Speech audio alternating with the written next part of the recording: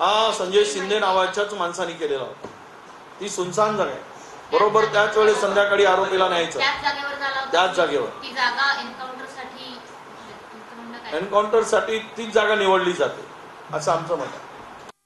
बदलापूर येथील घटनेच्या बद्दल 2 दिवसापासून सातत्याने चर्चा चालू आहेत,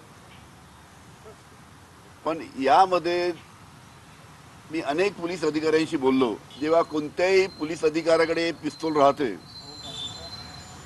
ते पिस्तूलला एक लॉक, त्या पिस्तूलला एक हुक असतं आणि हुक ते बांधून ठेवण्यात येतं। असे कोणी एकदम ओढून ते बंदूक घेऊ शकत नाही। त्यांनी व्यवस्थित ट्रेनिंग घेतलं आहे। त्या ट्रेनिंग घेतल्यालाच हे सर्व व्यवस्थित या पद्धतीनं सर्व कुणाची पिस्तूल विस्तूल कुणावर फायरिंग करता येतं। पण हा सगळा बनाव त्या निमित्ताने इथे दाखवण्यात आला असं दिसतं।